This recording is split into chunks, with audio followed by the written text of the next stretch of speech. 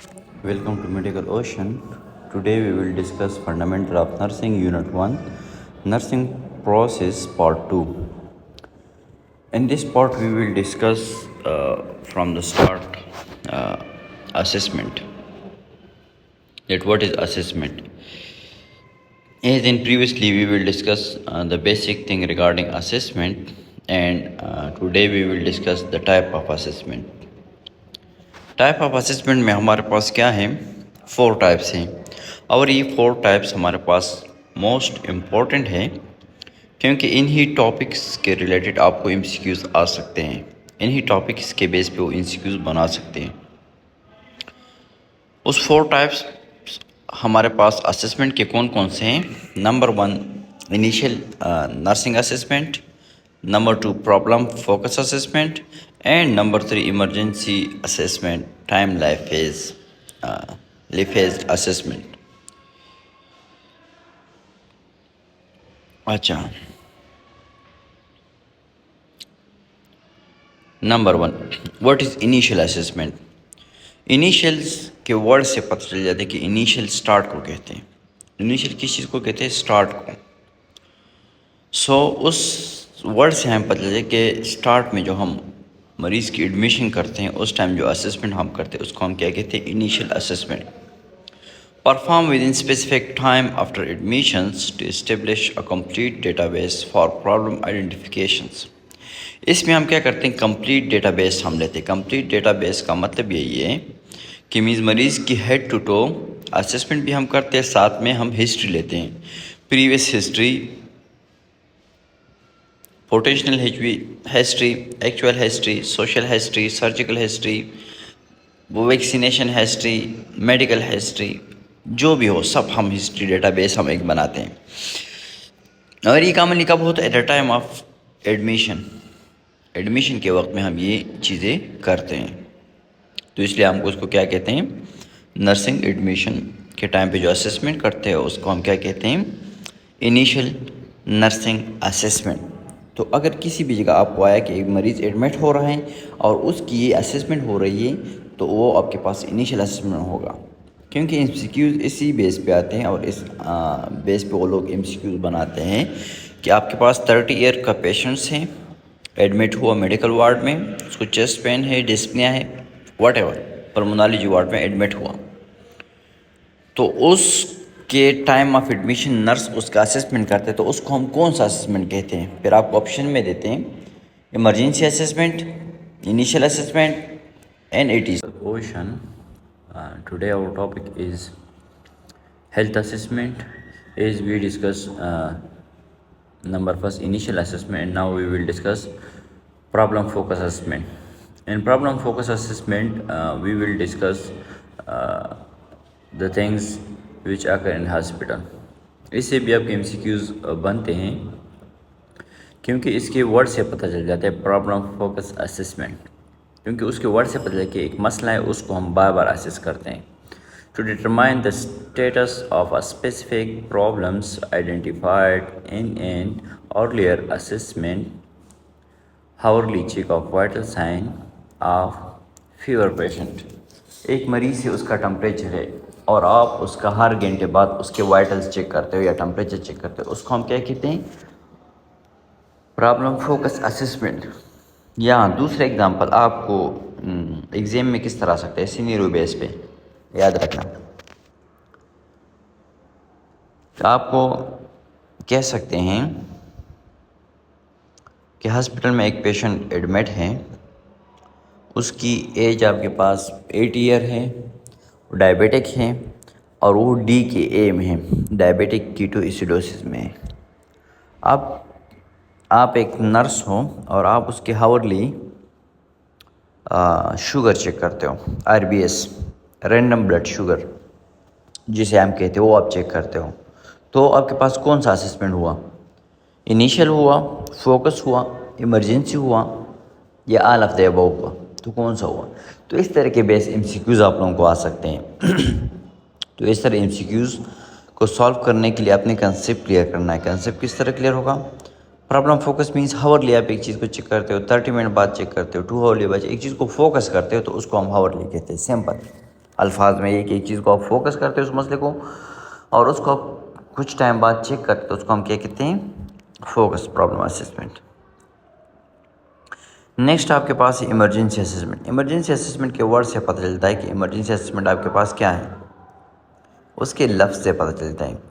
Emergency assessment आपके पास वही असेसमेंट है during emergency situations to identify any life threatening situations, rapid assessment of an individuals airway, breathing status and circulation during a cardiac arrest. दो चीज़ें याद रखना इसमें, या उसको रिस्पायरेटरी इशू है या उसको कार्डियक इशू है, ये आपके पास एक इमरजेंसी है। दूसरा, या आपके पास फ्रैक्चर है लेकिन उससे ब्लीडिंग हो रही है, एक्टिव ब्लीडिंग हो रही है, तो वो भी आपके पास इमरजेंसी है।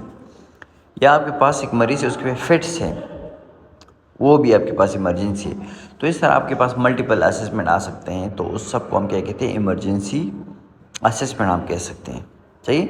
रैपिड असेसमेंट हम इसमें करते हैं एक इंडिविजुअल की, सही, जिसमें आपकी ब्रीथिंग स्टेटस कंप्रोमाइज़ होता है या सर्कुलेटरी, कार्डियक अरेस्ट। एक एग्जांपल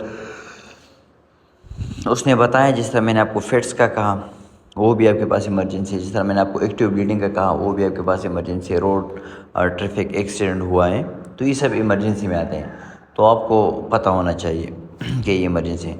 अब एक मरीज़ है उसको हेडेक है और वो इमरजेंसी में आता है, उसकी असेसमेंट करते तो वो आपके पास इमरजेंसी असेसमेंट नहीं है, headache is not an emergency. या उसको पेन है और टूथ पेन है, दांत में उसका दर्द है, सही है, टूथ। द लास्ट 4 वन अब हमारे पास है timely faced reassessment. Timely faced reassessment का मतलब क्या है, जब हम मरीज़ को घर भेजते हैं, सही, फिर हम उसकी असेसमेंट करते हैं, तो उसको हम क्या कहते हैं, timely faced assessment. Means several month after initial assessment. पहला असेसमेंट हमने किया, उसके 2 महीने बाद, 1 महीने बाद, 3 महीने बाद हम उसका दोबारा असेसमेंट करते, तो उसको हम टाइमली फेज रीअसेसमेंट कहते हैं। To compare the clients current status with the data previously obtain. ये काम अगर मैं आपको कहूँ कि ब्लड प्रेशर का, कोलेस्ट्रॉल लेवल का या शुगर लेवल का, डायबिटिक पेशेंट्स का हम इस तरह का अमली करते हैं, या यूरिक एसिड लेवल आपके पास हो गए तो उसका भी हम इस तरह कर सकते हैं। तो उसमें क्या होता है कि first of all you should take initial history. जैसे आप इनिशियल हिस्ट्री लेते हैं, फिर मरीज़ को कहते हैं 1 महीने बाद आओ, मेडिसिन देते हो उसको आप डाइट प्लान देते हो, उसको आप डिस्चार्ज टीचिंग देते हो, उसको आप मेडिकेशंस के हिसाब से एक्सरसाइज वगैरह की भी टीचिंग देते हो, फिजियोथेरेपी वगैरह जो नीड होती है। तो उन सब को आप फिर क्या करते हो, कंपेयर करते हो कि हाँ प्रीवियसली मरीज़ आया था, उसका शुगर लेवल HbA1c आपके पास 13 था और अब क्या है, कम हुआ है, ज़्यादा हुआ है या उसी जगह पे है, तो उसको हम कंपेयर करते हैं। उस हिसाब से हम फिर क्या करते हैं, उसकी मेडिकेशंस को भी हम उस हिसाब से फिर चेंज करते हैं। तो इसको हम टाइम फेस्ड रीअसेसमेंट हम कह सकते हैं। होपफुली आपको समझ आया होगा। तो अब हम क्या करते हैं, हम उसको रिवाइज करते हैं, जल्दी से रिव्यू करते हैं। एक आपके पास क्या है, इनिशियल असेसमेंट। इनिशियल असेसमेंट आपके पास क्या, टाइम ऑफ एडमिशन होता है। दूसरा आपके पास फोकस असेसमेंट, एक मसला है उसको हम फोकस करते हैं, उस पर हम असेसमेंट करते हैं। तीसरा आपके पास क्या है, इमरजेंसी असेसमेंट, एक इमरजेंसी मसला है तो उसमें कार्डिक रिस्पायरेटरी अरेस्ट है, मरीज़ की life threatening situation, do and die situation है, मरीज़ मरने के करीब होते हैं, तो उसको हम इमरजेंसी असेसमेंट कहते हैं। फोर्थ आपके पास टाइम लिफेज असेसमेंट है, वो हम सेवरल मंथ बात करते हैं, अगर वो हम बेचते हैं, मेडिसिन देते हैं, टीचिंग देते हैं, उसके बाद हिसाब से जब आते हैं तो उस हिसाब से हम उसकी करते हैं। अच्छा, उसके बाद कंपोनेंट ऑफ असेसमेंट। असेसमेंट की कंपोनेंट क्या है आपके पास, कलेक्शन ऑफ डेटा आपके पास है, डॉक्यूमेंट्स डेटा है, ऑर्गेनाइजिंग डेटा है एंड वैलिडेटिंग डेटा है। तो एक एक को हम पढ़ते हैं कि असेसमेंट की कंपोनेंट कौन कौन से।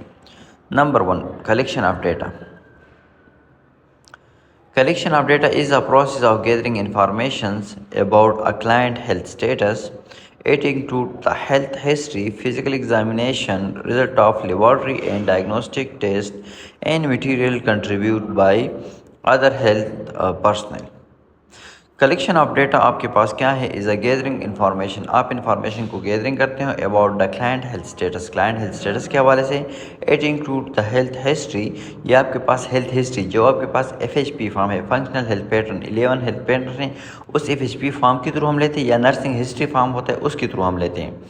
फिज़िकल एग्जामिनेशन, फिज़िकल एग्जामिनेशन के हमारे पास 4 मेन स्टेप्स हैं, inspection, palpation, percussion and auscultation.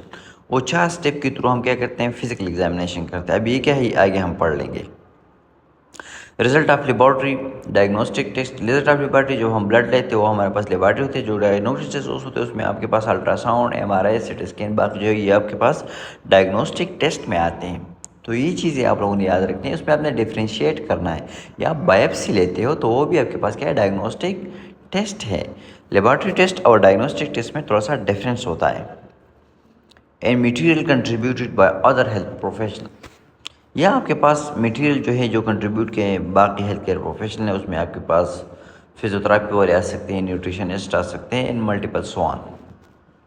So first types of data आपके पास क्या है, we have 2 types of data, subjective data and objective data.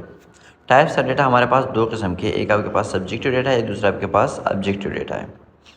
अब सब्जेक्टिव डेटा आपके पास क्या है, इसके वर्ड से पता चलेगा। Subject is referred as symptoms or cohort data are clear only a person affect and can be described only by that person's itching, pain and feeling of worry are example of subjective data। एक बात आप लोग ने याद रखना है, हमेशा subjective data हम क्या करेंगे, हम उसको इन्वर्टेड कामों में हम बंद करेंगे। किस चीज़ में बंद करेंगे, इन्वर्टेड कामों में। अब इन्वर्टेड काम में हम इसको क्यों बंद करते हैं, तब हम बंद करेंगे जब वो मरीज़ की अपनी वर्ड्स हो, सही मीन्स उसके जो अपने वर्ड्स हो और आप वर्ड्स चेंज नहीं करते हो, तो उसको हम क्या कहते हैं जी,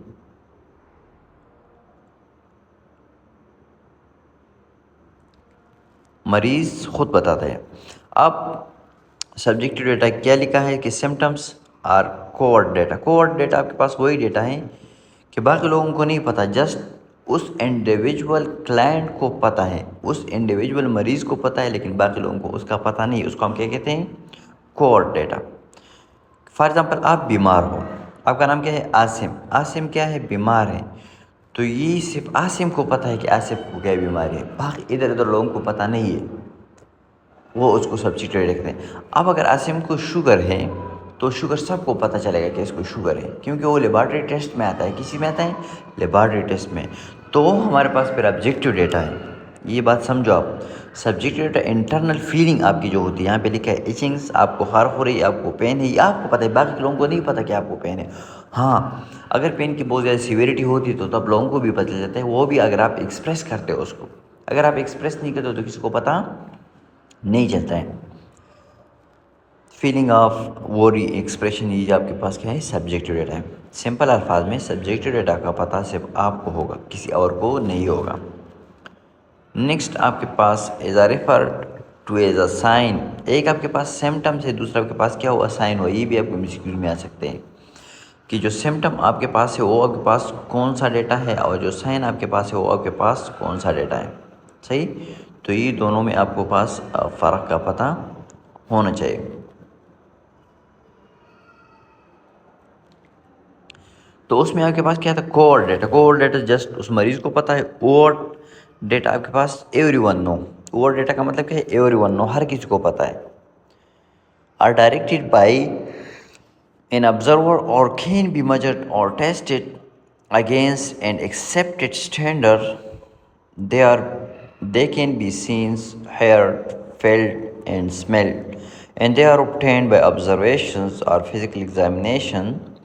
For example, our discoloration of skins and our blood pressure reading is objective data. मैंने आपको स्टार्ट में भी कहा कि ऑब्जेक्टिव डेटा साइन आपके पास होते हैं जो सब दिखाई देते हैं। ओवर डेटा जो हर एक बंदा उसको जानता हो, पहचानता हो, उसके पास पता हो, उसको ओवर डेटा कहते हैं। MCQ में आ सकते हैं ये चीज़ें। आर डिटेक्ट बाय ऑब्जर्व, इसको हम कहते हैं ऑब्जर्व के साथ एडिट करते हैं या हम उसको मेजर करते हैं। जिस तरह हम टेम्परेचर को मेजर करते हैं उसका एक स्केल है, ब्लड प्रेशर को हम मेजर करते हैं उसका एक स्केल है, तो इस तरह हम उसको मेजर करते हैं या टेस्ट अगेंस्ट एक्सेप्टेड स्टैंडर्ड, या एक स्टैंडर्ड होता है उसके हिसाब से हम उसको टेस्ट करते हैं। उसकी एग्जांपल आपके पास क्या है, इसके सीन आप देखते हो, उसका फेस ब्लूइश कलराइजेशन, उसके लिप्स ब्लूइश कलर के हैं, सही है, साइनोस है या रेडनेस है, तो उसको हम देखते हैं। दूसरा हेयर आप सुनते हो, रिस्पायरेटरी साउंड सुनते हो, वीजल साउंड है, क्रैकल साउंड है, वो आप सुनाई देती है आपके जब साइलेंट रूम हो, कोई शोर ना हो तो आप उसकी आवाज़ सुन सकते हो। फील आप महसूस करते हो या स्मेल आ जाती है, सही। डायबिटिक फूड का पेशेंट हो तो पूरे वार्ड में पता चलता है कि यहाँ पे डायबिटिक फूड का एक पेशेंट एडमिट है, क्योंकि उसकी स्मेल से पता चल, या इस तरह की मल्टीपल बाकी भी स्मेल से हमें पता चल जाता है, स्मेल से कि ये वही चीज़ें। They are obtain by observation और फिजिकल एग्जामिनेशन, ये हम ऑब्टेन करते हैं ऑब्जर्वेशन की और फिजिकल एग्जामिनेशन के through. For example a discolouration of the skin और a blood pressure reading is objective data, ये आपके पास क्या है, ऑब्जेक्टिव डेटा है। Discolouration of skin and blood pressure objective data है। सोर्स ऑफ डेटा आपके पास क्या है, टू टाइप्स कॉमनली हम यूज़ करते हैं सोर्स ऑफ डेटा में, primary and secondary. Primary data आपके पास क्या है, it is direct source of information, ये आपके पास क्या है, डायरेक्ट सोर्स ऑफ इंफॉर्मेशन से। The client is the primary source of client, client आपके पास क्या है, प्राइमरी सोर्स ऑफ क्लाइंट है। अब सेकेंडरी आपके पास क्या है, it is indicate the source of information, ये आपके पास सोर्स ऑफ इंफॉर्मेशन से। All sources other than the client are consider standard source, जितनी भी सोर्स आपके पास है क्लाइंट की कंसिडर होंगे सेकेंडरी सोर्स के, सही। फैमिली मेम्बर आपके पास हुए, हेल्थ प्रोफेशनल आपके पास हुए, रिकॉर्ड एंड रिपोर्ट्स आपके पास हुए, laboratory test and diagnostic test are secondary sources. एक बात याद रखना, क्लाइंट आपके पास जस्ट प्राइमरी सोर्स है, बाकी जितनी भी सोर्स है वो क्या है, सेकेंडरी सोर्स है। एमसीक्यूज में किस तरह से, which one of the following is a secondary source, laboratory test या all of the following are secondary source except, सही। तो इस तरह के एमसीक्यूज आप लोगों को आ सकते हैं। तो आप लोगों ने याद रखना कि फैमिली मेम्बर हो, हेल्थ केयर प्रोफेशनल हो, रिकॉर्ड एंड रिपोर्ट्स हो, या लेबॉरेटरी हो, या डायग्नोस्टिक रिजल्ट हो, ये आपके पास क्या है, सेकेंडरी सोर्सेज हैं। जो क्लाइंट खुद बताते हो आपके पास प्राइमरी सोर्स है। मेथड ऑफ डेटा कलेक्शंस, जिस तरह मैंने आपका इंटरव्यू हम करते हैं, ऑब्जर्वेशंस हम करते हैं, palpation, percussion and auscultation. Inspection और ऑब्जर्वेशंस ऑलमोस्ट सेम उसने लिए है, सही। इंस्पेक्शन थ्रू आई हम करते हैं, मरीज़ को हम देखते हैं आई के थ्रू, तो उसको हम क्या कहते हैं, इंस्पेक्शन, ये भी एमसीक्यू में आ सकता है। Palpation to pad of the finger, हम क्या कहते हैं, उसको हम पल्पेट करते हैं, सही।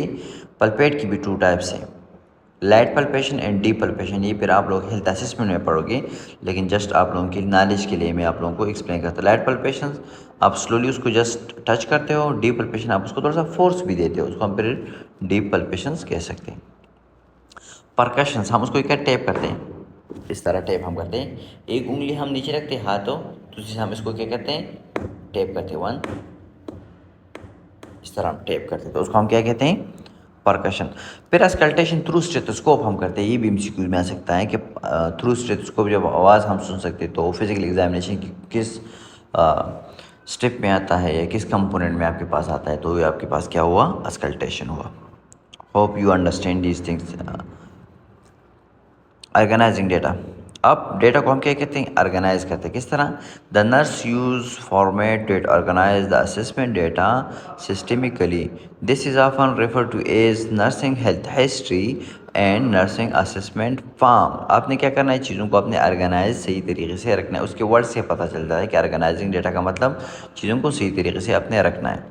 नेक्स्ट आपके पास वैलिडेटिंग, वैलिडेटिंग का मतलब क्या है, डबल चेकिंग, उसके वर्ड से पता है, वैलिड, वैलिड चीज़ चाहिए मुझे, वैलिड, सही। उसका मतलब क्या है कि डबल चेकिंग, जो इन्फॉर्मेशन आपने कलेक्ट की है उसको आप डबल चेक कर लो, वेरीफाई कर लो, कंफर्म करो कि ये एक्यूरेट है या एक्यूरेट नहीं है, तो उसको हम क्या कहते हैं, वैलिडेशन कहते हैं। डबल चेकिंग को हम क्या कहते हैं, वैलिडेशन। नेक्स्ट आपके पास असेसमेंट है, to complete The assessment phase, the nursing records client data, accurate documents is essential and should include all data collections about the client health status. आपने क्या करना है, complete assessment phase, the nurse record client clinical data, accurate documents is essential and should include all the data collection about the client health status. Client health status के बाद जितनी भी information हो अपने सही तरीके से उसको अपने डॉक्यूमेंट करना है, उसके वर्ड से पता है कि डॉक्यूमेंटेशन मीन्स डॉक्यूमेंट करना है। ये आसान चीज़ें इसलिए मैं थोड़ा सा फास्ट जाता हूँ क्योंकि इसके वर्ड से पता चल जाता है। सही। अभी आप लोग सेकंड सेमेस्टर में हो तो आप लोगों को थोड़ा सा स्पून फीडिंग को छोड़ो, चीज़ों को ख़ुद भी रीड करना सीख लो। फंडामेंटल ऑफ नर्सिंग के बुक आप लोगों के पास है तो उसमें ये चीज़ें डिटेल से फिर दिए गए हैं, लेकिन स्लाइड में जस्ट मैं आप लोगों को एमसीक्यूज़ के हवाले से बताता कि किस जगह पे कौन सा एमसीक्यूज़ आप लोगों को आ सकता है, तो इसलिए आपको थोड़ा सा आसानी होगी। फिर आपके पास नेक्स्ट स्टेप 2 डायग्नोस है। असेसमेंट हमने कंप्लीट किया, उसको रिव्यू कर लो मेरे साथ सब। फर्स्ट असेसमेंट आपके पास को क्या है, first step of nursing process है। असेसमेंट हमारे पास कितने टाइप्स है, 4 टाइप्स है। Initials, problem focus, emergency, timely phase, pre assessment, ये 4 टाइप्स आपके पास है। फिर उसमें प्राइमरी डेटा है, सेकेंडरी डेटा है, सही, सोर्स ऑफ डेटा में। फिर डेटा कलेक्शंस आप क्या करते हो, सही, क्लाइंट से हम करते हैं या उसके अदर रिसोर्सेज से हम करते हैं, तो यही चीज़ें उसमें थी। एमसीक्यूज भी इन चीज़ों से बनाते हैं ये लोग। Diagnose is a second phase of nursing process approach. In this phase, nurse use critical thinking skills and interpret assessment data to identify client problem. तो इसमें हम क्या करते हैं, क्लाइंट प्रॉब्लम्स को हम आइडेंटिफाई करने की कोशिश करते हैं। अब नेंड आपके पास क्या है, define as refine nursing diagnose, ये आपके लिए नर्सिंग डायग्नोज बनाते हैं, सही, नेंडा वाले। The official NANDA definition of nursing diagnose is a clinical judgment concern a human response to health condition, life process और a vulnerability for that response by an individuals, family, groups and community. तो ये अगर आप हम देख लें नेंडा की definitions के, ये आपके पास एक क्लिनिकल जजमेंट है और उस क्लिनिकल जजमेंट में आपके पास क्या होता है, क्या होता है क्लिनिकल जजमेंट आपके पास है, तो उस क्लिनिकल जजमेंट में क्या होता है, कोई बता सकता है? हाँ, उस क्लिनिकल जजमेंट में हमारे पास हम जो डेटा हमने असेसमेंट में लिया है, तो उस असेसमेंट डेटा को हम क्या करते हैं, हम देखते हैं कि उसमें कौन सा चीज़ क्या है, सही है, और किस तरह है।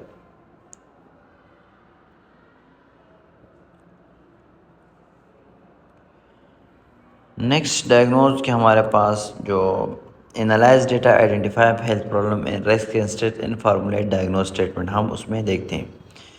Analyse data, identify the health problems, risk and strength, formulate the diagnose statement, diagnose statement को हम फिर फार्मूलेट करते हैं। अब उसके आपके पास 6 टाइप्स है डायग्नोज के, सही है। State refer to actual and potentiality of the diagnosed, categorized from the diagnosed, NENDA International 2009, page number 14. The kind of nursing diagnosed according to states are actual, आपके पास एक होता है एक्चुअल मीन्स अभी वो मसला मौजूद है। हेल्थ प्रमोशंस के लिए हम करते हैं, रिस्क फैक्टर्स के लिए हम करते हैं, wellbeings, possible nursing diagnose and syndromes. 6 हमारे पास स्टेप्स यहाँ पे एक्सप्लेन किए हैं। फर्स्ट एक्चुअल हम पढ़ेंगे। An actual diagnosis is a client problem that is present at the time of nursing assessment. Example are ineffective breathing patterns and anxiety.